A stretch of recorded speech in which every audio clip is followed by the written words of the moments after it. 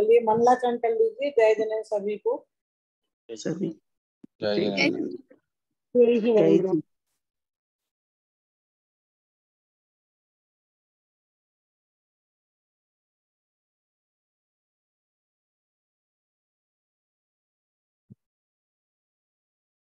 किसी को अभी तक कोई डाउट है, कुछ पूछना है क्या पहले वाले क्लासेस में से?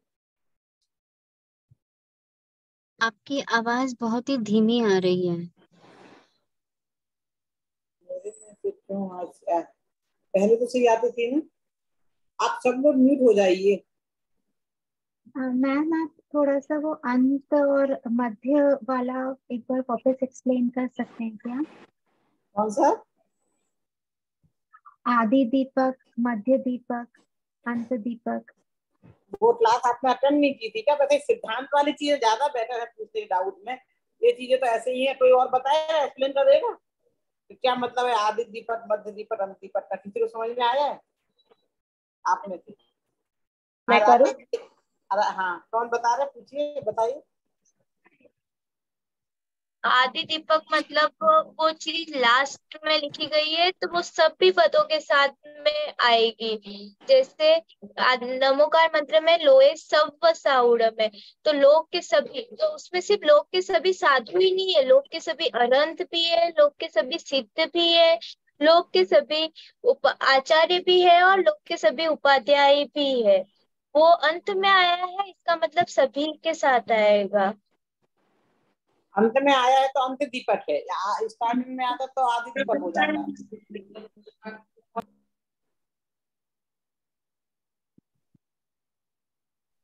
जैसे चैतादि मंगल पाठ में भी है ना।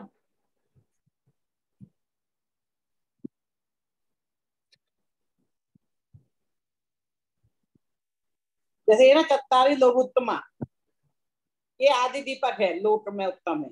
लोक में 4 उत्तम है।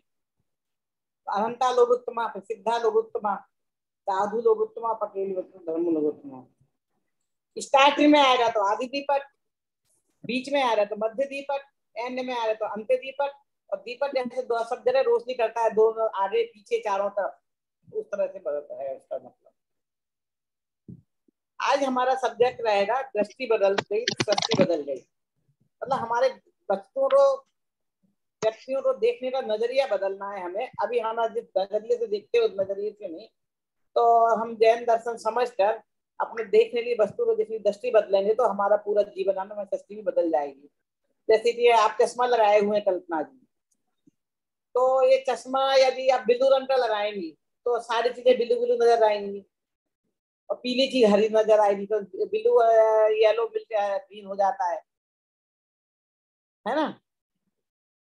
तो जैसा चश्मा होता है, तो जैसे हमारी दृष्टि होती है, वस्तु को देखने का नजर होता है, नजरिया होता है, वैसा ही सारी चीजें हम देखते हैं। तो सब अपने अपने नजरिए से देखते हैं चीजों को। तो जैन दर्शन हमें सिखाता है कि हमें अपने वस्तुओं को, पदार्थों को देखने की दृष्टि बदलनी है। जैसे कि अभी हम सोचते थे कि हम भगवान की भक्ति करेंगे। अब बहुत से लोग ऐसे सोचते हैं ना, भगवान तो हमारे दुख दूर हो जाएंगे। तो सबसे पहली क्लास में हमने देखा था कि नहीं है, हमारा फ्यूचर हमारे हाथ में, दूसरे के हाथ में नहीं है। हमारा भविष्य निर्धारण करता हम स्वयं, कोई दूसरा नहीं है। तो जब हमें ये पता चल जाएगा कि मेरा अच्छा भविष्य आना है, खराब भविष्य आना है, वो मेरे ही हाथ में है, तो फिर क्या होगा? हम किसी पे खुशामद करने जाएंगे? किसी बच्चे को पता चल जाएगा, जैसे 10th में बच्चे को पता रहता है हम पढ़ेंगे तो अच्छे नंबर से पास होंगे, और उससे पहले स्कूल में टीचर को खुश करते रहते हैं, इसको ट्यूशन टीचर रख दो, स्कूल के टीचर को ट्यूशन टीचर रख दो। क्यों? तो वो ट्यूशन टीचर पढ़ाएगी हमको, वो एग्जाम पेपर आ रहे तो पेपर लीक कर देंगे, अच्छे नंबर दे देंगे। टीचर चिढ़ जाएगी तो अच्छे नंबर नहीं देंगे। तो अब हम टीचर को खुश करने में लगे रहते हैं। तो नंबर अच्छे कैसे आते हैं? आप पढ़ोगे तो नंबर अच्छे आएंगे। तो बोर्ड परीक्षा में सब पढ़ने के ऊपर जोर देते हैं, अच्छी तरह से पढ़ाई करना चाहते हैं। तो हम भगवान को खुश करें, भगवान के सहारे से हम भगवान बन सकते हैं। तो सेकंड लेसन में हमने पढ़ा था, नहीं तुम हमारा सहारा लोगे तो हमारे दास बनोगे, भगवान दास बनोगे। आवाज क्लियर है ना? पीछे में आप लोग म्यूट रहिए। अब घर में बात करके आपस में डिस्टर्बेंस आ जाता है, तो सब लोग म्यूट रहिए। तो हमने अब अपना देखने का नजरिया बदला। पहले हम सोचते थे कि कोई हमें सुखी दुखी कर देगा, कभी सोचते भगवान सुखी दुखी कर दें, कुछ लोग ऐसे सोचते हैं, कुछ सोचते कोई दूसरा कर देगा हमें सुखी दुखी। और जब हमें समझ आया कि मेरा सुख दुख मेरे हाथ में है, मेरा फ्यूचर मेरे हाथ में, अब हमें दूसरे की ओर नहीं देखनी है। तो उसमें हमें ये बताया कि तुम परमात्मा को, भगवान को मत देखो। पहले लेसन में कहा पंच महामंत्र है, इसका स्मरण करो। तो महामंत्र का स्मरण करेंगे तो हम पाप से बच जाएंगे, पुण्य करेंगे। तो पाप और पुण्य दोनों से बचने हैं तो हमें भगवान की ओर भी नहीं देखना है। किसकी शरण में जाना है? आत्मा की शरण, अपनी शरण। तो ये हमारे सारे सारे देखने का एंगल बदल रहे हैं। अभी हम ऐसे दौड़ रहे हैं जैसे जो आप जहां जहां बैठे हैं और आपको जहां जाना कहीं जाना है, उसके अपोजिट दिशा में दौड़ लगा रहे हैं। तो कितनी तेजी से स्पीड बढ़ाएंगे तो आप तब तक अपने वहां जहां जाना लक्ष्य पर, निर्धारित लक्ष्य पर पहुंच जाएंगे। उतने लक्ष्य से दूर होते जाएंगे जितनी स्पीड बढ़ाएंगे। नहीं मुझे जल्दी जाना, रुक नहीं सकता, नहीं, बैठो, शांति से रुक जाओ, एक जगह खड़े हो जाओ, इस सही रास्ता मालूम कर लो। फिर धीमी गति से भी चलोगे तो गंतव्य पर पहुंच जाओगे, पर सही रास्ता मालूम किए बिना शॉर्ट स्पीड से दौड़ोगे तो भी मंजिल पर नहीं पहुंचोगे, मंजिल से दूर होते जाएंगे। अभी हम दौड़ रहे हैं शॉर्ट स्पीड से, 230 स्पीड से, हाईएस्ट स्पीड से। अब हम वो समझ रहे हैं गंतव्य क्या है, अपने देखने को नजर से सही रास्ता क्या है, कहाँ पहुंचना है, हमें कहाँ जाना है। फिर 5 सालों में हम ये समझेंगे। तो अभी जैसे पिछली क्लास में बहुत सारे प्रश्न इनके मन में पर्सनल इधर उधर के आ रहे थे, तो मैंने उनको बोला देखो तुम ये प्रश्न अभी साइड में रखो, इस पर मत जाओ, अभी वस्तु स्वरूप समझो। फिर तो ये कौन सा सही है क्या गलत है, कहाँ क्या अपेक्षा है, एक वस्तु को देखने के बहुत सारे एंगल होते हैं। ये उंगली छोटी है कि बड़ी, ना इसे हम छोटी बोल सकते हैं अपने आप में, ना बड़ी बोल सकते हैं। अब आपको मैंने ये कर दिया तो अंगूठे से बड़ी, ये उंगली खोल दी तो मध्यमा से छोटी, छिमली तो इससे बड़ी। हर एक की अपेक्षा होगी ना, अपने आप में चीज है नहीं। अपने आप में तो बस इंच में नाप के बताएंगे इतने इंच की है, छोटी बड़ी नहीं बता सकते, इंच नाप के बता सकते हैं। छोटा बड़ा अपेक्षा करते चीजें हैं। तो एक वस्तु को देखने के लिए अनेक चीजें हैं, समझाने के अनेक तरीके हैं। शुरू में हम आप सबसे पहले लेसन में बताया गया आपको ये नमोकार मंत्र है, महामंत्र है, पढ़ो सब पापों का नाश हो जाएगा। बच्चा खुश, अब तो मेरे सारे पाप नाश हो जाएंगे। तो विचार तो करो, सारे पाप से मतलब क्या? भविष्य के पाप हमने किए नहीं, वो नाश कैसे होंगे? है ही नहीं। अब भूतकाल के पाप नाश होते हैं पर नमोकार मंत्र स्मरण से नहीं होते हैं। तो जिसके स्मरण से होंगे सबसे बड़ा वो तो वो है।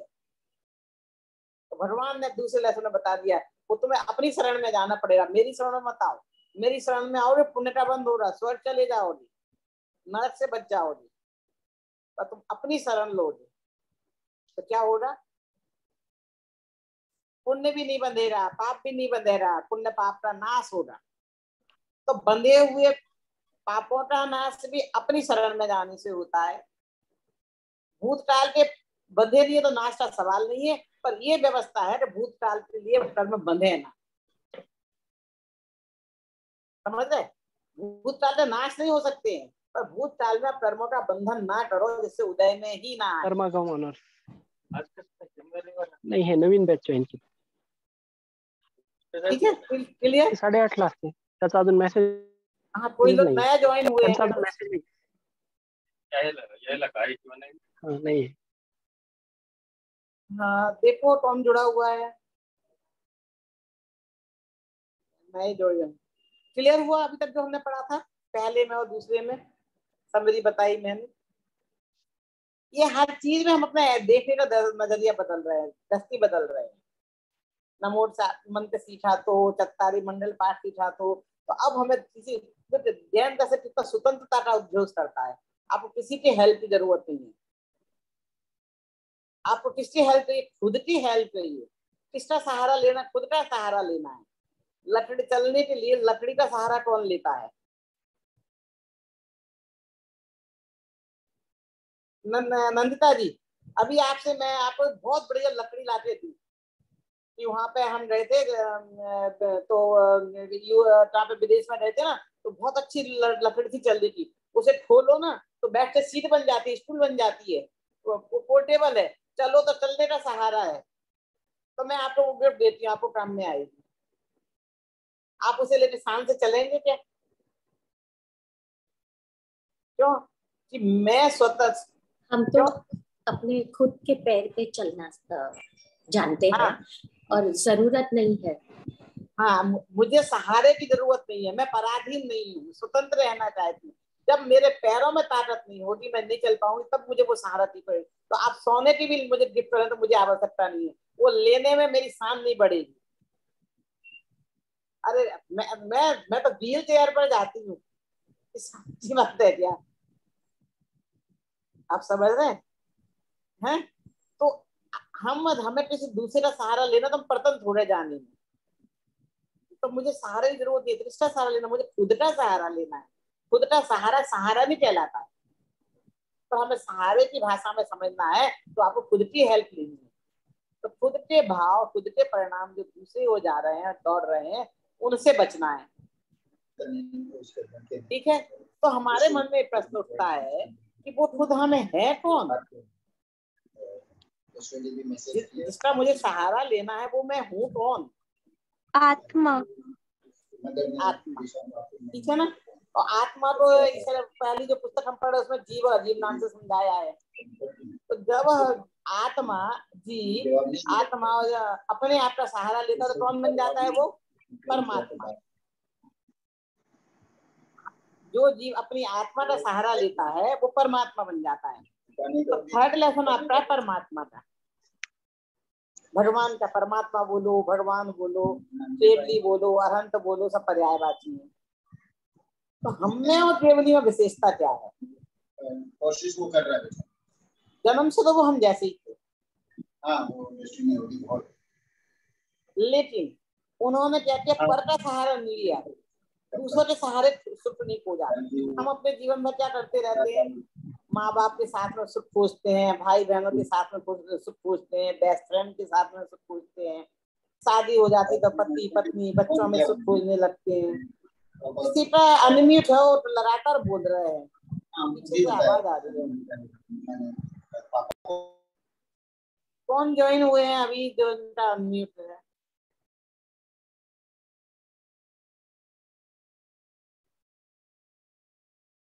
नम्रता सहाय आपका अनम्यूट है, आप भी म्यूट करिए।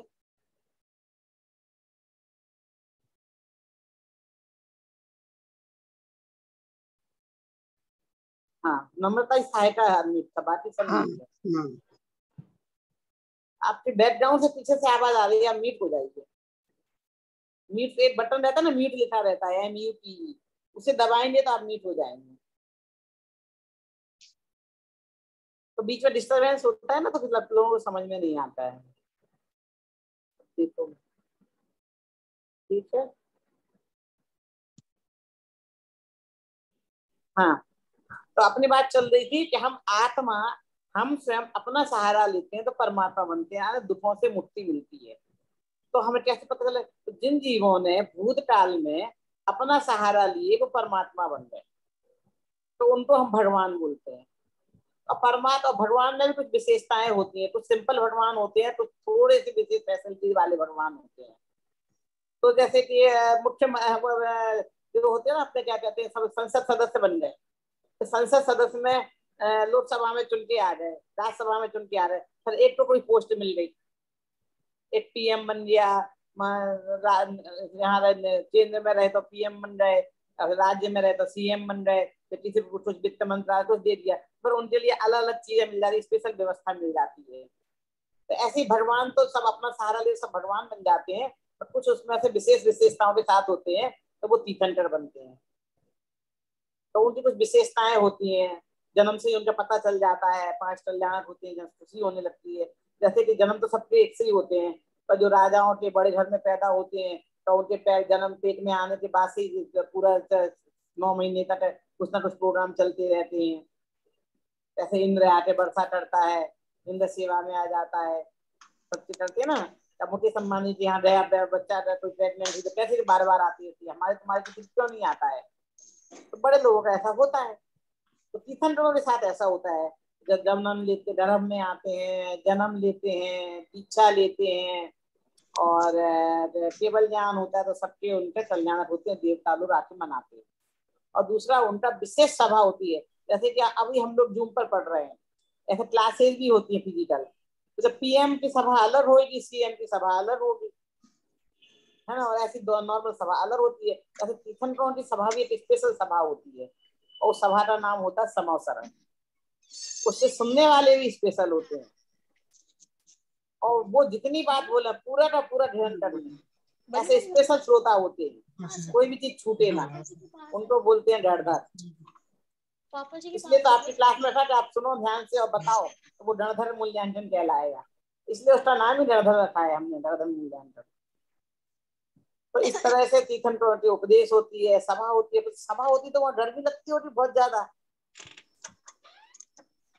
पीएम की वो हो रही तो कितने हमें सुरक्षा का बचपन से जागना पड़ता है पीएम की मीटिंग हो तो ऐसे ही जब तीर्थंकरों का उपदेश होता है ना तो तुम आसानी से अपने पहुंच जाती हो। तो यहाँ सिक्योरिटी गार्ड रहते हैं क्या आपको, चेकिंग करते रहते हैं क्या? बोलते नहीं, सिक्योरिटी गार्ड तो नहीं रहते हैं, पर मालूम क्या है कि स्टार्टिंग में डांस करने वाली अच्छी क्या कहते हैं अप्सराएं डांस कर रही है, तो जिन लोगों का मन डांस में टक जाता है। बच्चों के लिए गार्डन है बढ़िया से, किसी गार्डन में किसी का सीनरी में अटक गया तो ऑटोमेटिक भिन्न भिन्न वाले गाने बजाने सब कई भी चीजें सबको उपलब्ध होती है। सब अपने अपने जगह जाके रुक जाते अटक जाते हैं। जिनको मूल तत्व की रुचि होती है वो ही ऊपर तक पहुंच सकता है। ठीक है ना? तो इस तरह से उनकी विशेषताएं होती हैं और उनके जो श्रोता भी मुनिरा गणधर चारों तीन रति के जीव, तीनों रतियों के जीव होते हैं, नर रति के जीव नहीं होते हैं। देवता लोग भी आते हैं उसमें, मनुष्य रति के जीव भी रहते हैं, त्रय रति के जीव भी रहते हैं। और आपस में बैर नहीं होता, शेर और बिल्ली, कुत्ता बिल्ली शेर और आदमी सब एक साथ बैठ के वो सुन सकते हैं। कहते हैं ना जब बाढ़ आती है तो सांप और नेवला एक पेड़ पर बैठ जाते हैं, आपस का बैर भूल जाते हैं। फिर कोई अनम्यूट हुआ, अंकिता जी आप अनम्यूट हो रहे हैं, राकेश जी आप भी अनम्यूट हुए हैं।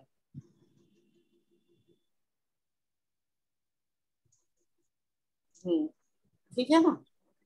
तो इस तरह से तीर्थंकरों में विशेषताएं हो जाती हैं, उनका समस्रण होता है, उनके विशेष विशेष बातें होती। बाकी जो दुख दूर होने में सच्चे सुख में कोई अंतर नहीं होता, वो सब रहते, वो विशेष उपदेश होता है अधिक, उसके बाद अधिक समय तक रहते, जितनी उनकी आयु शेष रहती है तब तक उपदेश होता रहता है।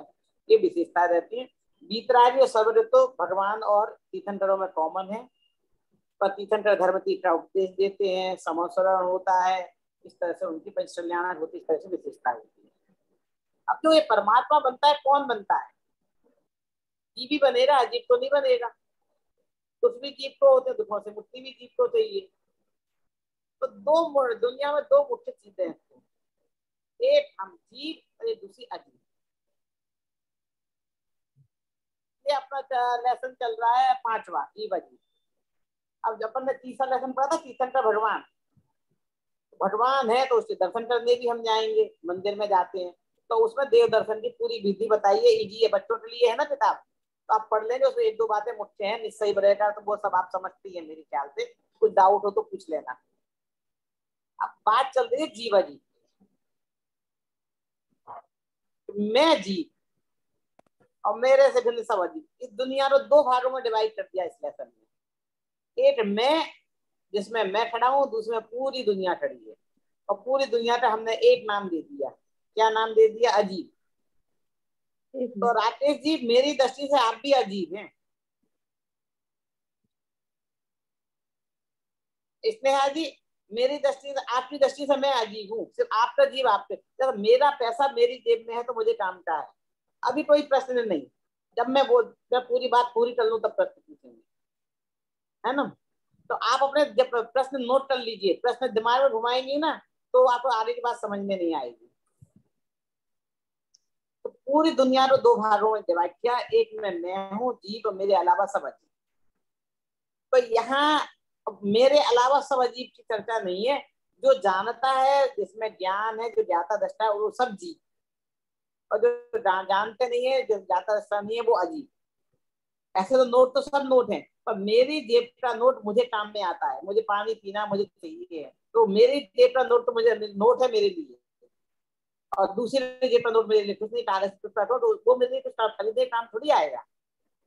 अब मैंने उससे नोट है, उससे बिना पूछे लिया तो मैं चोर और बन जाऊंगी, है ना। तो ये चीज, मैं जीव और बाकी अजीब। तो जीव की पहचान क्या है? जो जानता है, देखता है, सुख दुख का अनुभव करता है। ज्ञान दर्शन और सुख दुख का अनुभव उसकी पहचान है। अजीब की क्या पहचान है? जो जानता देखता नहीं है और सुख दुख का अनुभव नहीं करता। तो इसमें दो ही भागों में पूरे वर्ड को बांटा है। जब हम भाग 2 में द्रव्य वाला पाठ पढ़ेंगे तो पूरे विश्व को उसने 6 भागों में बांटा है। तो अभी हमें जीव के अलावा बाकी जो दुनिया में सारी चीजें दिखाई देती है वो अजीब। तो हमें जो दिखाई दे रहा है, जीव अजीब का मिश्रण दिखाई दे रहे हैं। तो जिनमें ज्ञान समझ में आ रहा है, सांसें ले रहे हैं, खा पी रहे हैं, वो सब तो जीव मिश्रित अजीब है। यानी उनका शरीर अजीब है और आत्मा जीव है। और जब टेबल कुर्सी आदि हमें नजर आती है वो स्पष्ट अजीब है। ये चश्मा है, ये टोटली अजीब है। ये आई पैड जिससे हम बात कर रहे हैं, मोबाइल है। अब मेरी बात आप सुन रहे हो या तो मोबाइल के माध्यम से या लैपटॉप या आईपैड के माध्यम से, तो आवाज पहुंच रही है आपको, पर ये आवाज भी पुद्गल की बनी हुई है, इसलिए पुद्गल के माध्यम से आपको मिल रही है। तो इससे बोलने का भाव जीव का हो रहा है, पर ये जो आवाज जहां से निकल रही है उससे कोई भाव नहीं है बोलने का, वो तो ऑटोमेटिक निकल रही है। तो वो स्पष्ट अजीब है, पुद्गल है, और हम जीव है। तो हम जितने भी जो जीव है संसार में रहते हैं, तो शरीर पुद्गल रूप शरीर के साथ रहते हैं, हमें अजीब के साथ ही रहते हैं। तो इस अजीब में जीव का भ्रम हो जाता है और हम इसको जीव मानने लगते हैं। टेबल कुर्सी को तो अजीब ही मानते हैं, पर इसको हम जीव मानने लगते हैं। ये हमसे गलती हो जाती है। तो पूरे जो जैन ग्रंथ है, तो जीव अजीब की सही पहचान कराना है। आप शरीर जीव नहीं है, और ये जानना ही स्वपरभित स्व और पर का सही पहचान है। तो हम शरीर के सुख में अपना सुख मानते हैं, शरीर के दुख में अपना दुख मानते हैं। तो वो तू नहीं है, तूने उसको अपना माना, शरीर के संबंधी को अपना माना। तो पूरा जैन दर्शन, जैन साहित्य जितना भी है स्वपरभेद विज्ञान के लिए समर्पित है, और पूरे जगह स्वपरभेद विज्ञान की चर्चा आएगी। इसलिए इस लेसन में सबसे पहले हम इष्ट देव को नमस्कार करते हैं। हमें तकलीफ होती है तो फिर हम चाहते हैं हमें स्मरण करना, तो महामंत्र स्मरण कर दें, तो महामंत्र की बात बता दी। फिर बाद में बता दिया कि देखो सच्चा बात तो ये है कि आप अपनी शरण हो, इधर उधर की बात है, सच्ची शरण नहीं है। एक दिन भगवान को आपने स्मरण कर रहे थे, उनका स्वरूप बता दिया, तो उनके देव दर्शन की विधि बता दी। अब बता रहा है कि हम जो जिसके सहारे से हम सुखी हो सकते, वो मैं हूँ कौन, उसकी पहचान कैसी है। ये मेरा शरीर है, इसमें जीव है, कब तक पता चलता है। तो हम इस सब चीजों में होशियार सब है, हम बता नहीं सकते। चाहे कोई पढ़ा लिखा हो, चाहे अनपढ़ गंवार हो, ग्वाला भी हो, बच्चा भी हो। जो हमारे घर में सर्वेंट होते हैं और कोई बुजुर्ग हैं, जैसे मेरे समधी जी के सेवा में एक सर्वेंट था, तो वो उनके लिए था, उसे समझ में आ गया था। हालांकि वो बोलते नहीं थे, लकवा लग गया था, कुछ नहीं था कि नहीं अब इनका समय आ गया। वो पहले ही सबको फोन करके बुलाने लगा कि अब ज्यादा दिन नहीं रहेंगे, और उनको हिस्ट्री आई, एक आई, 2 आई, समझ रहे जाने वाले। तो देखो वो अनपढ़ गंवार जो नौकर है बिल्कुल पड़ा, उसे पता चल रहा है कि अब नहीं रहने वाली, इस शरीर में से आत्मा जा रही है, अब शरीर रह गया, चला गया आत्मा। तो ये भेद विज्ञान तो उसे भी रहता है। अरे हमारी तुम्हारी बात जाने दो, हम तो फिर भी मनुष्य गति के जीव हैं। ये फ्रेंच गति के जीव है ना, इल्ली वगैरह, 2 इंद्री 3 इंद्री, कीड़े मकोड़े, इन्हें भी पता चल जाता है। अरे शरीर कुदरत है ना, इसे भी पता चल जाता है कि मेरे अंदर से तेज चला गया, आत्मा चली गई। ये भी सड़ने गलने लगता है। ये भी आंखों से देखना, कान से सुनना, नाक से सूंघना, मन पे जो हमारे शरीर के जो अभी शरीर में जो खून वून घूम रहा है ना, वो सब नाकों से बहने शुरू हो जाता है। और शरीर में से बास आनी शुरू हो जाती है, शरीर फूलना शुरू हो जाता है। इसमें भी पता चल गया ना, ज्ञान की भाषा में हम बात कर रहे हैं तो इसमें कीड़े पड़ने लगते हैं, उसे पता चल गया ना, तेज चला गया। तो सूर्य अस्त हुआ, कीड़े मटोड़े 2 इंद्री 3 इंद्री 4 इंद्री रात्रि के जीव बाहर निकलने शुरू हो जाते हैं। तो आत्मा का तेज निकला शरीर में से, तो इसमें कीड़े आने शुरू हो गए। तो हम पहचान कैसे करते, चलो एक ऐसा पर डॉट है, तो कई बार जैसे देखो पोहा में कीड़े होते हैं, आटे में होते हैं, उड़द की दाल में होते हैं, ये कीड़े एकदम ऐसे डॉट जैसे ही होते हैं। वो कीड़ा है या डॉट, हिले नहीं तो आप पता नहीं चल सकती तो जीव है। तो हिलने का, पंखा के नीचे हिल रहा है तो हिलने का एक अजीब सा तरीका होता है, जैसे पता चल जाता है जीव है कि कचरा है। आप पंखा बंद करके देखते हैं, फिर अपना डाउट दूर करते हैं, तो हम कैसे ना कैसे पहचान जाते हैं कौन जीव है और कौन अजीब है। तो जिसमें ज्ञान है, दर्शन है, जानने की, ज्ञान दर्शन है, जानने देखने की शक्ति है, और जो सुख दुख का अनुभव करता है, हम उसके ज्ञान से सुख दुख के अनुभव से पहचानते हैं। क्लियर? तो अभी तक हमने 5 लेसन किए। अब इसमें तो किसी कुछ पूछना हो, जो कोई पीछे से पूछे थे, हैंड रेज कर रहे थे, पूछ सकते हैं, और नहीं पूछना हो तो बाद में तैयार रहना सब कुछ समझ ही बताने। जिन्होंने अभी तक बिल्कुल बोला नहीं है उनमें से कोई बोलेंगे। 3 लीडर इसका ध्यान रखेंगे, पहले जिसने बोल दिया, जिसने एक बार भी नहीं बोला वो बोले। हाँ, डाउट वाले अनम्यूट होकर पूछे। अब मैं म्यूट हो रही हूँ।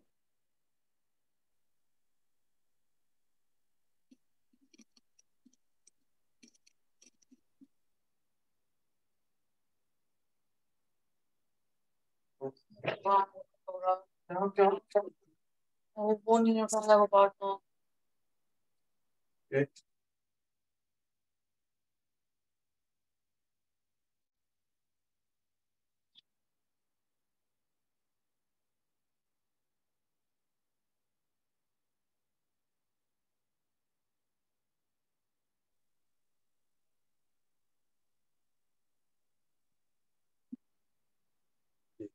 डाउट पूछे, क्या एक क्वेश्चन था? आवाज आ रही है? आ रही है, पूछिए। पूछे या बाद में? हाँ पूछिए। ये तीर्थंकर वाले चैप्टर में एक क्वेश्चन उसमें पढ़ा था, लेकिन उसमें भी ये मिला नहीं मुझे। तीर्थंकर की दी ध्वनि कितनी देर तक फिरती है, मतलब कितने टाइम और कितनी देर तक फिरती है?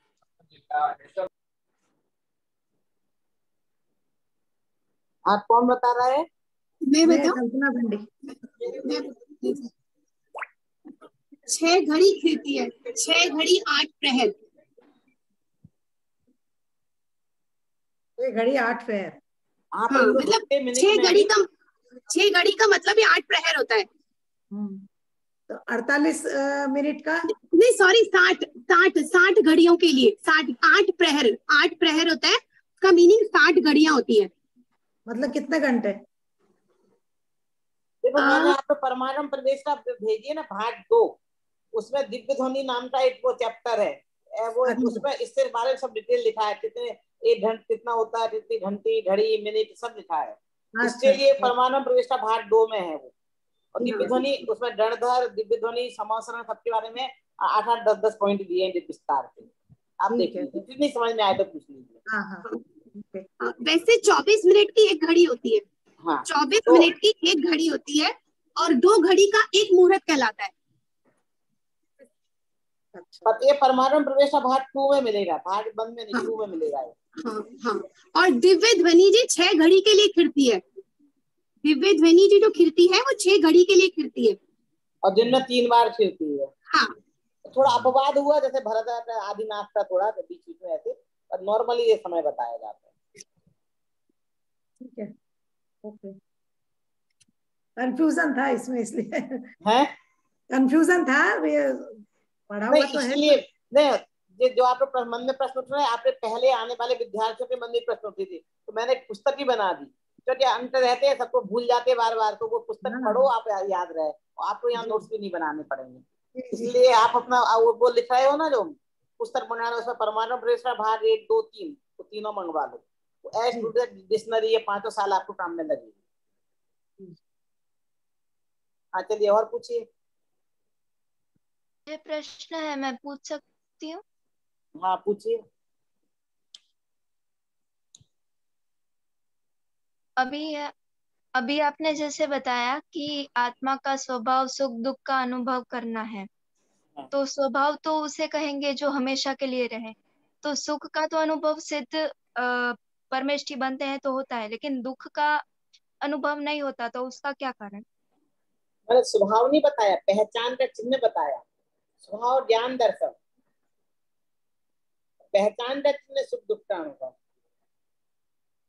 दोनों में अंतर है ना। तो वो स्वभाव में डेफिनेशन तो ज्ञान दर्शन स्वाभाविक जीव तत्व को आत्मा कहते हैं, जो ज्ञान जिसमें ज्ञान दर्शन पाया जाए उसे जीव कहते हैं, आत्मा कहते हैं। समझ रहे हैं? इसलिए ये प्रश्न उठा तुम्हें तो उसे स्वभाव समझ लिया। तो सुख दुख का ये पहचान का चिन्ह है हमारा। हम कैसे पहचानेंगे? हम लोग पहचानते उससे हैं, उससे जानने से। बात स्वभाव नहीं है वो, शुद्ध और आनंद स्वभाव है, सिर्फ आनंद भोग। आनंद भोग तो डेफिनेशन में ज्ञान दर्शन ही आता है। सुख दुख हमारा स्वभाव नहीं है, आनंद हमारा स्वभाव, सुख की प्राप्ति हमारा स्वभाव।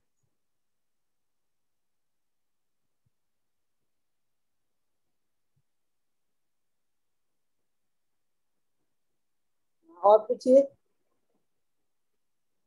और किसी को डाउट है? किसी का हैंड रेज है?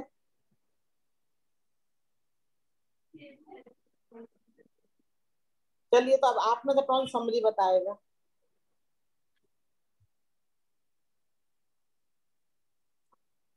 आज की क्लास की?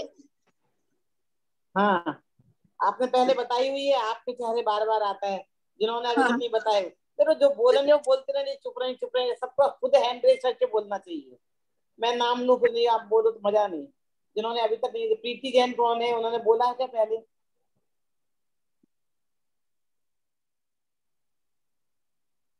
नम्रता सहाय, कौन बोलेगा? एकता जैन, मैं बोलता हूँ, अतुल जैन। जी बोलिए। आज का जो सब्जेक्ट था वो आपने शुरुआत में बताया था कि दृष्टि अगर बदल गई तो जीवन बदल गया। बेसिकली दृष्टि बदलना है, और इसमें ये था कि हमारा भविष्य हमारे हाथ में नहीं है, हमारे हाथ में है, दूसरों के हाथ में नहीं है। भगवान से हम अगर मांगते हैं तो उनसे मांगने से नहीं मिल सकता। भगवान की पूजा करने से हमें पुण्य का बंध हो सकता है, हमारे कर्म। लेकिन हमें अपनी आत्मा का ध्यान करना पड़ेगा, तभी हमारे कर्म कटेंगे। और हमें सही रास्ते में जाना चाहिए। सही रास्ते में अगर हम धीमी स्पीड से भी जाएंगे तो हम पहुंच जाएंगे, लेकिन अगर हम उल्टे रास्ते से भले ही 200 की स्पीड से भी जाएंगे तो हम नहीं पहुंच सकते। तो ये समझ के हमको अपनी आत्मा की शरण में ही जाना पड़ेगा, है ना, और अपनी हेल्प खुद करनी पड़ेगी। बहुत बढ़िया, बहुत बढ़िया। आत्मा का सहारा लेने से आत्मा परमात्मा बन जाता है और उसको दुखों से मुक्ति मिलती है। और परमात्मा दो प्रकार के, जैसे एक तो साधारण और एक तीर्थंकर होते हैं। तीर्थंकरों की स्पेशल छवा होती है जिसको समोसरण कहते हैं।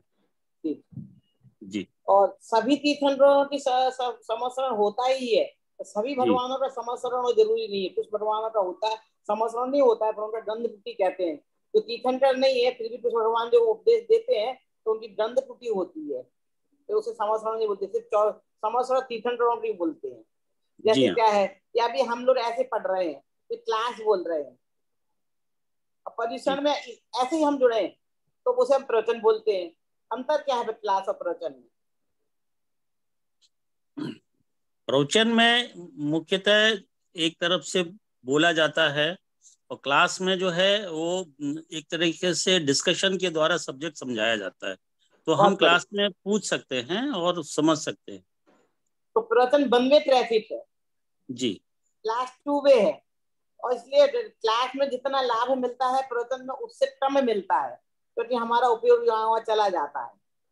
आप 5 साल क्लास अटेंड करके आप इतने विद्वान तो बन जाएंगे ये अपने परिवार को, अपने आसपास के लोग खुद समझ सकते हैं, बड़े बड़े शास्त्र को पढ़ के, और अपने आसपास के अपने बच्चों को, नाती पोतों को पढ़ा सकते हैं। धारावाही नहीं बोल सके, बात अलग है, उसमें किसी में योग्यता हुई तो वो भी टल लें। हमारे में कई अध्यापक ऐसे हुए जो टीचर भी बन रहे हैं 5 साल पढ़ के, और वो अपनी अपनी योग्यता है। इतना तो समझ में आएगा तो हम स्वयं पढ़ के समझ सकते हैं। ये स्वयं का जीवन सुधारने का, लाइफ स्टाइल सुधारने की कला है। हम अपने जीवन को कैसे सुधार सकते हैं? देखो, हम अपने जीवन में रहते हैं ना, तो जब फोटो खिंचाते तब तो सब मुस्कुराते हैं। बताओ, किसी का कोई चेहरे पर रोते हुए आइए कि विदाई के अलावा, या विदाई के इसलिए हो जाओ, कोई पसंद नहीं करता। और जरा भी ऐसी ऐसी फोटो आ जाए तो बंदी मुस्कुराती हुई फोटो आती है। पर लाइफ में हम फुल टाइम मुस्कुराते हैं? लाइफ में तो हर समय लड़ते झगड़ते और सब ऐसे रहते है ना। तो जैसे हम फोटो में रहते वैसे हमेशा कैसे रहें, दुखी ना हो। हर जगह हम गलतियां क्यों ढूंढते रहते हैं? उससे बचने का उपाय कैसे करें, हम अपने आप में कैसे रहें, तो दूसरों की गलतियां नहीं देखें, अपने दोष देखें और दूर कैसे दूर करें, वो बताया जा रहा है। अब चौथे लेसन में देव दर्शन का, उसमें सिंपल बातें हैं, चप्पल जूते पहन के नहीं जाओ, सब हम करते ही हैं। मेन बात यह है कि वहां पे निश्चय बोलते हैं एकदम। जब स्टार्टिंग में हम जाते हैं तो निश्चय का शब्द का अर्थ क्या है? मतलब सब संसारिक कार्यों का निषेध। तो जैसे अपन जैसे बोलते हैं कि भाई आप किसी वो सभा में आ रहे हो तो आप मोबाइल ऑफ कर दो, स्विच ऑफ कर दो। तो ये मोबाइल हैंड स्विच ऑफ कर रहे हैं, ये हमारे माइंड का, मन से भी कहते हैं, मन से भी आप किसी घर की बातों को सोचो मत, इधर उधर की बातें मत करो। शरीर से कुछ क्रिया करते नहीं है, मन से की बिटल भी इधर उधर निगाह से मंदिर में ही रहे। इस बात की विशेष ध्यान दिया है। तो मंदिर में क्या बोलना चाहिए, क्या करना है, स्वाध्याय पे विशेष जोर दिया है। और मंदिर जाने के लाभ बताए हैं। परिणामों में निर्मलता आती है, आत्मा की चर्चा होती है, तो उसे समझकर उसमें लीन हो तो हम भी परमात्मा बन सकते हैं। तो वही बात, आत्मा परमात्मा, दो बातें आ रही ना, सच्चा सुख कैसे प्राप्त करें, वो बात आ रही ना। तो मेरे परिणामों में निर्मलता आती है, ये क्या चीज है? जैसे हमारा क्या है कि हम कॉमेडी पिक्चर देखते तो हंसने लगते हैं, ट्रेजेडी पिक्चर देखते तो रोने लगते हैं। तो पहले जमाने में ऐसा होता था तो एकदम ऐसी मूवी बनती थी तो लोग टॉपिक से भी बाहर निकलते थे तो आंसू आते थे उनके, वो हमारे अंदर को हृदय टच कर जाती थी। जैसे बच्चे हैं, फाइटिंग हो रही तो फाइट में हो जाते हैं। तो ऐसे ही हम जिस वातावरण में रहते हैं वैसे हमारा मन होता है। तो मंदिर में जाके शांति, हमारे हम कितने भी आकुल व्याकुल परिणामों में शांति मिलती है, इसलिए हम मंदिर देव दर्शन करने जाना चाहिए। हाँ, अब कोई और भी बताना चाहेगा? समझिए, इन्होंने बताया बहुत अच्छे, कोई दूसरे पॉइंट बताना चाहेगा? सब लोग नोट करेंगे, बोलेंगे तो अच्छा रहेगा। जैसा कि आपने बताया कि भगवान और तीर्थंकर दोनों के सारी चीजें बराबर रहती है, लेकिन तीर्थंकर की विशेष विभूति रहती है जिसमें समोशरण की रचना होती है, उसमें 12 कोटे होते हैं, फिर उसमें अलग अलग मनुष्य, तिर्यंच, गंधर्व जो कि उस वाणी को झेलते हैं, वो खास उसमें उपस्थित होते हैं। और लेकिन नरक गति के जीव वहां पर नहीं होते। और बाकी भगवान के और तीर्थंकर के गुण समान होते हैं, लेकिन तीर्थंकर के गंधकुटी होती है और उनकी समोशरण होता है, समोशरण होता है, और उनके सर्वांग से दिव्यध्वनि खिलती है। और उसमें जो अपनी अपनी भाषा में जो भी वहां पे होते हैं सब अपनी अपनी भाषा में समझ जाते हैं। हाँ, देखो, आत्मिक गुणों में किसी में कोई अंतर नहीं पड़ता। आत्मिक गुण तो दोनों में समान है, दोनों में 100% सुख है। पर इनका विशेष एक तीर्थंकर जो तीर्थ का संचालन, बाह्य विभूति में अंतर है, बाह्य विभूति में अंतर, बाह्य विभूतियों में अंतर है। उनके पंच कल्याणक होते हैं।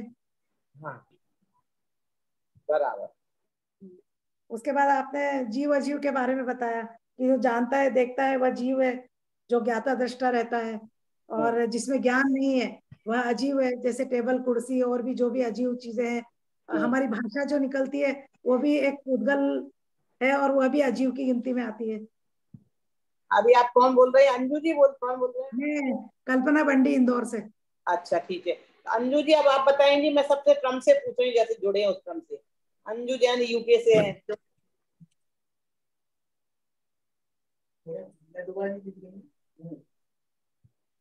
हाँ बताइए, बोलिए, जैसे मुझे लगे सब लोग बोले, सबको मौका मिले। इसके बाद आईफोन 2 से कौन जुड़े हुए हैं वो बोलना। हाँ अंजू जी आप अनम्यूट होकर, हाँ अनम्यूट हैं, आप बोल सकती हैं।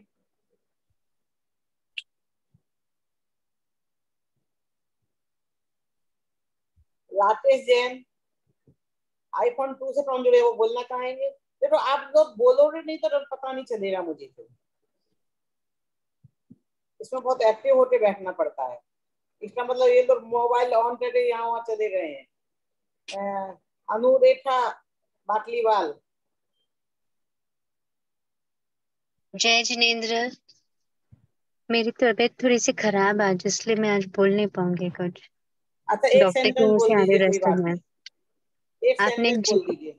आपने जीव अजीव के बारे में बताया। जो ज्ञाता दृष्टा है वो जीव है, और हम और आपने आज ये भी बताया कि अगर हम अपनी आत्मा की शरण में जाएंगे तो हम परमात्मा बन पाएंगे।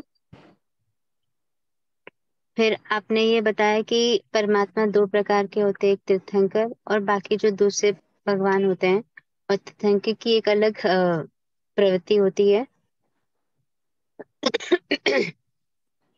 फिर आपने बस मैं इतने कह पाऊंगी आज। ठीक है कोई बात नहीं, बहुत अच्छा जितना बोला वो। ज्योति जैन,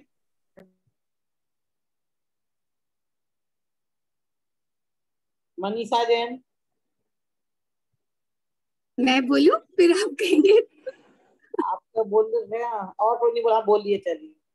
हाँ, आपने बताया दुनिया को 2 भागों में बांटा गया है, एक मैं जीव हूँ, बाकी मेरे लिए समस्त अजीव है। अगर मेरी जेब का नोट है तो वो मेरे ही काम आएगा, किसी अन्य के काम नहीं आएगा, या किसी अन्य के जेब का नोट मेरे काम नहीं आएगा। जो जानता है, देखता है, सुख दुख अनुभव करता है वह जीव है। जिसमें ज्ञान दर्शन शक्ति है वह जीव है, और जिसमें यह शक्ति नहीं है वह अजीव है। और हम सदा से पुद्गल के साथ ही रह रहे हैं, तो हम अपने आप को पुद्गल रूपी समझते हैं। पूरे जैन दर्शन में स्वयं और पर का भेद विज्ञान है। इसी से हम जैन दर्शन हमें यही सिखाता और समझाता है कि आत्मा अलग है और शरीर अलग है। ये बहुत बढ़िया।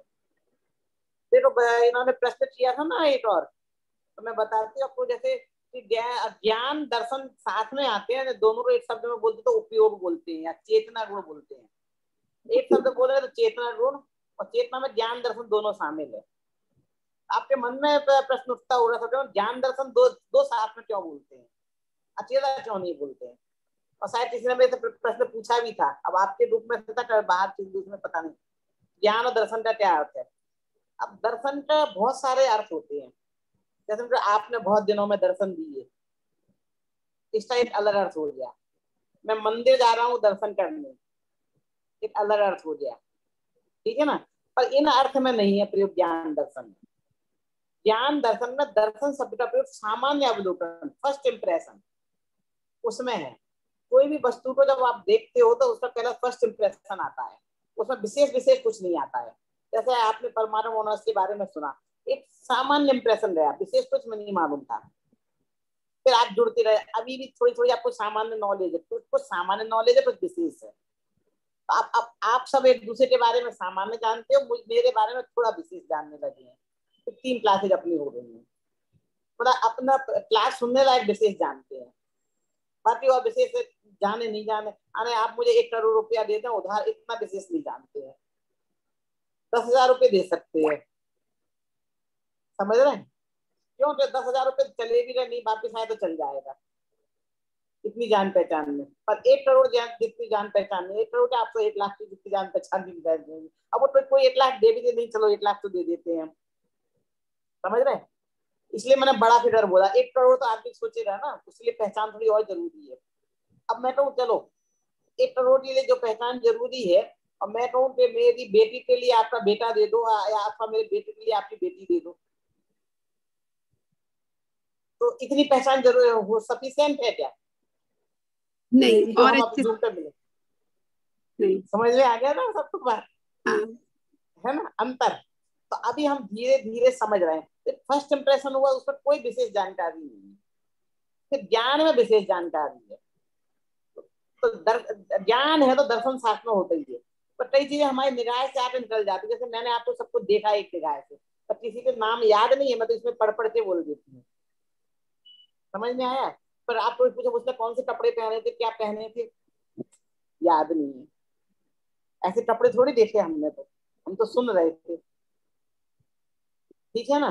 तो वो विशेष विशेष चीज नहीं, सामान्य, इसलिए ज्ञान दर्शन साथ में लेते हैं। जब उन्हें एक बोलना हो तो चेतना बोलते हैं, उपयोग लक्षण बोलते हैं। तो चेतना में ज्ञान दर्शन दोनों शामिल हो गए हैं। अब सुख दुख से उसकी पहचान होती है।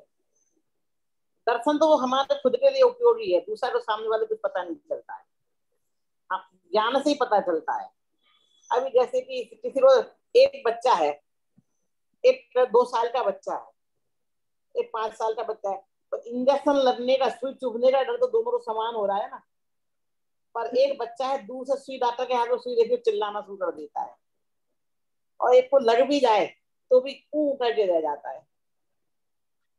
तो जिसने ऊ किया उसे दर्द कम हुआ है, और जो चिल्लाया उसे दर्द ज्यादा हुआ है। दोनों को बराबर हुआ है, बराबर दर्द हुआ है। मतलब चुभने जो हुई है दोनों को बराबर हुई है। पर जो बहुत ज्यादा चिल्लाता तो हमें लगता है तकलीफ ज्यादा हो रही है। और हमारे परिणामों में भी वैसे पूर्णता मनता रहती है। जैसे देखो चींटी मच्छर हमसे मर जाते हैं तो हमें उतनी दया नहीं होती है। ज्ञानी तो लोग फिर भी दया करते मर गए, पर कुत्ते को मारो, डंडी मारो तो वो भौंकता है ना, तो भौंकता है, क्या क्या करता, तो उसे मारने में हमें ज्यादा तकलीफ महसूस होती है, चिल्ला रहा है।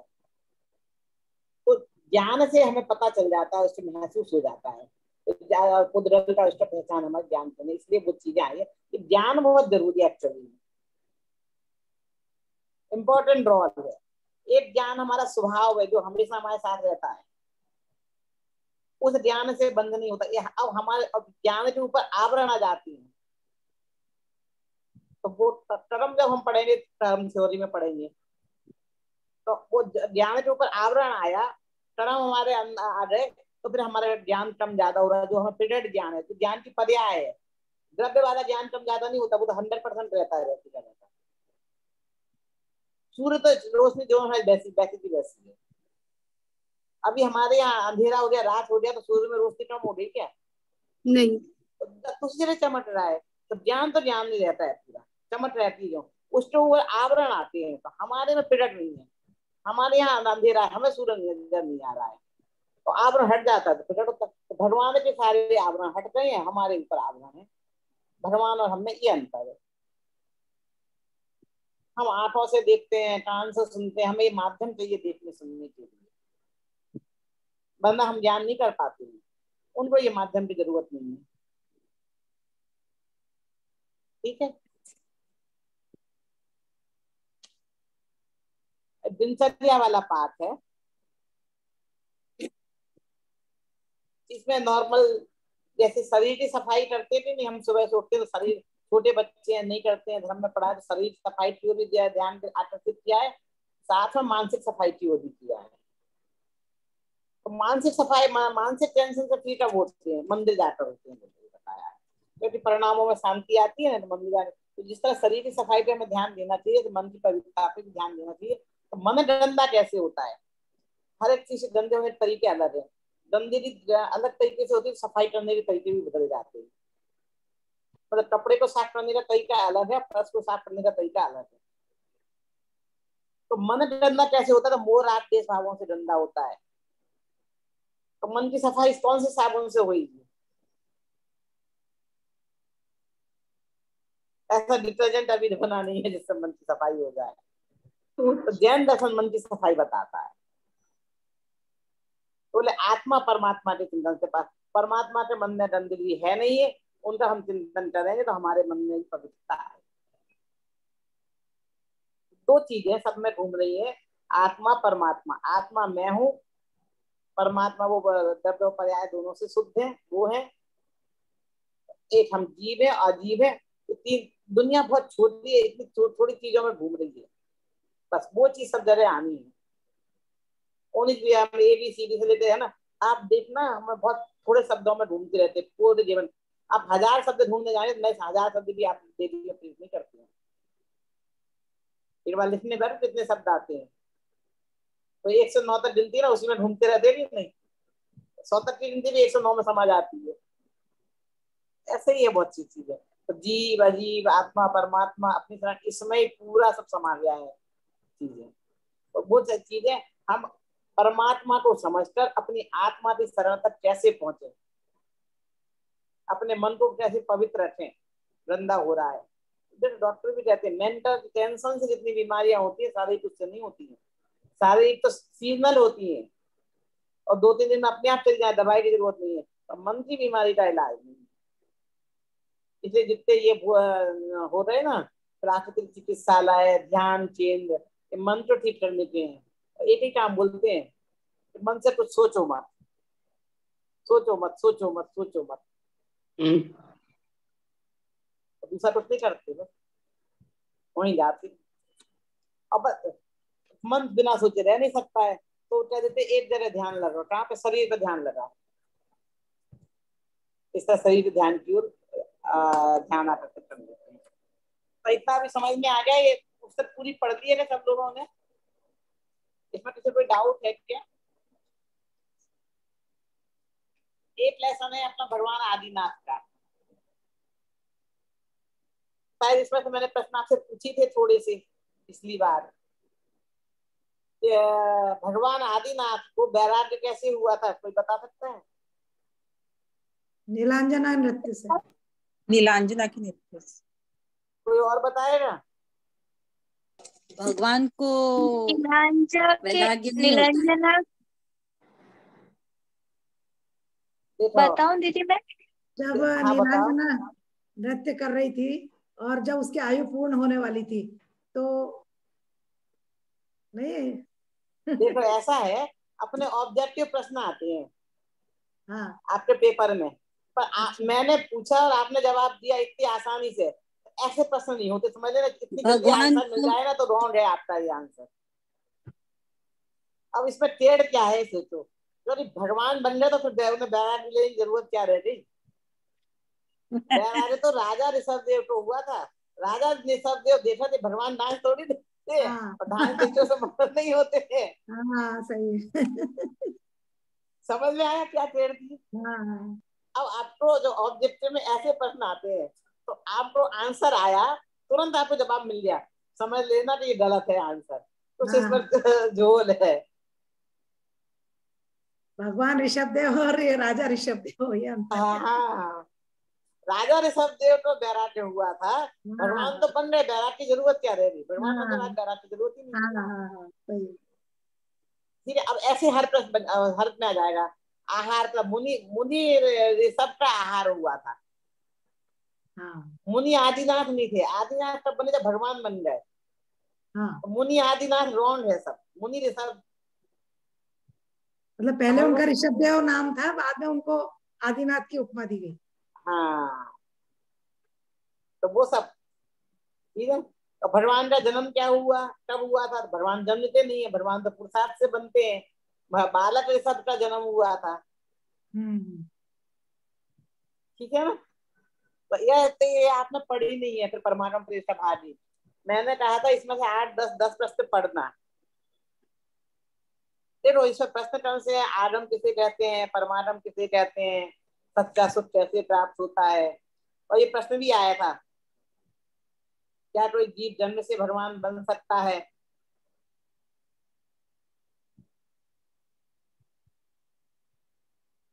इसका पीडीएफ आया हुआ है ग्रुप में।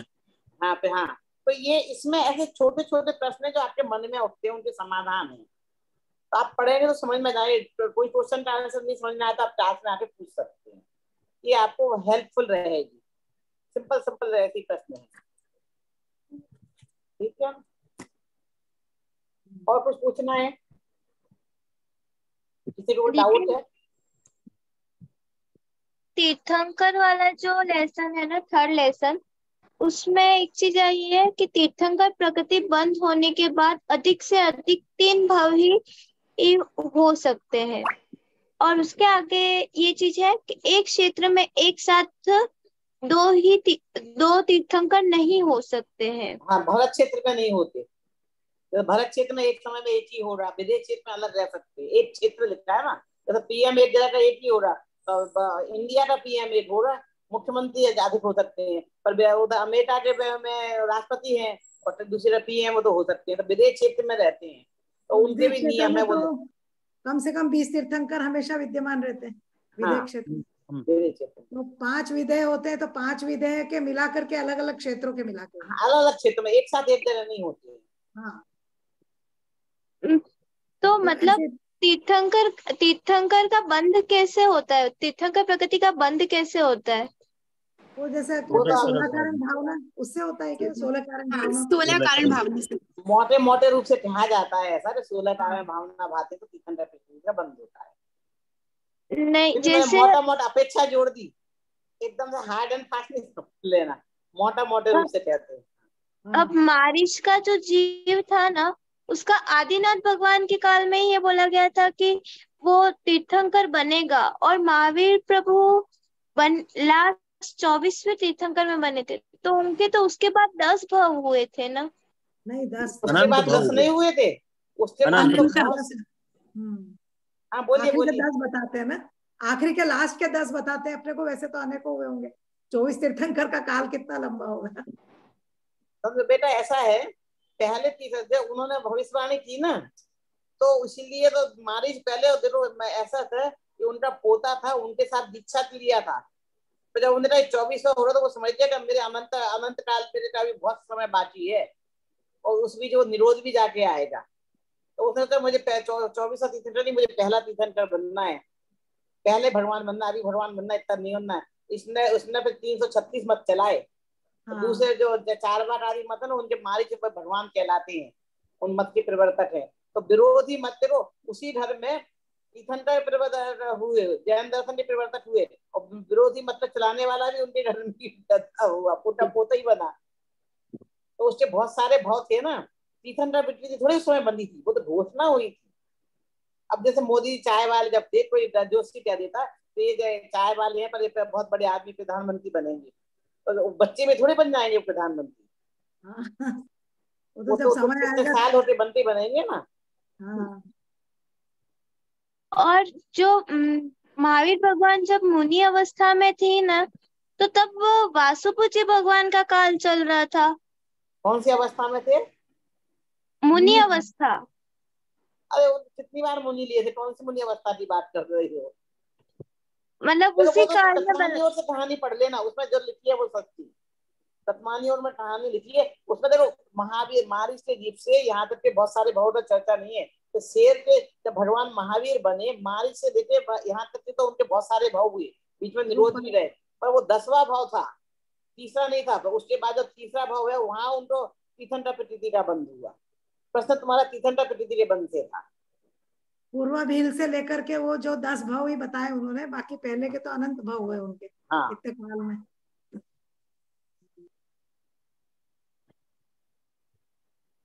और ये जो आपने जीव अजीव का मतलब एक टेबल बनी हुई है ना, वनस्पति कायिक जीव होते हैं ना, अजीव है होता है ना, उसमें सप्रतिष्ठित प्रत्येक और अप्रतिष्ठित प्रत्येक, इसका मतलब वनस्पति कायिक की जो डिटेल है उसको थोड़ा बताओ ना दीदी।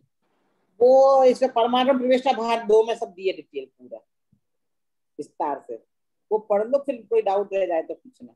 उसमें वो फिर साधारण वनस्पति अलग है ना, साधारण उसमें नाम ही ऐसे दिए, वनस्पति के हिसाब से आप जाओ, निरोधिया जीव और सबका दिया हुआ। इतर निगोदिया, फिर निगोदिया से जो वापस दूसरी पर्याय में जाके वापस उसमें जाए, निगोदिया में तो इतर निगोदिया हुआ। पर वो इससे उस प्रश्न का समाधान नहीं हो रहा जो वो पूछ रही है।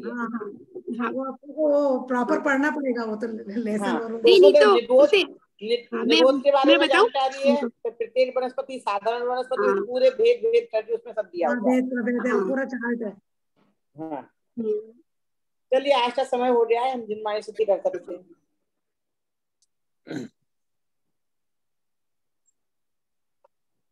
क्या कहानी के ज्ञान के सूझे लोकालो, सुवाणी मस्तक नौ सदा बीत है रूप।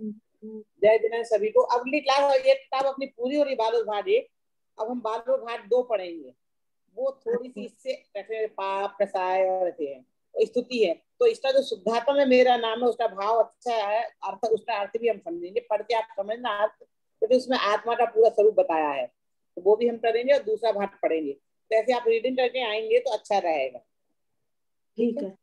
चलिए, जय जिनेंद्र सर। जय जिनेंद्र। जय जिनेंद्र।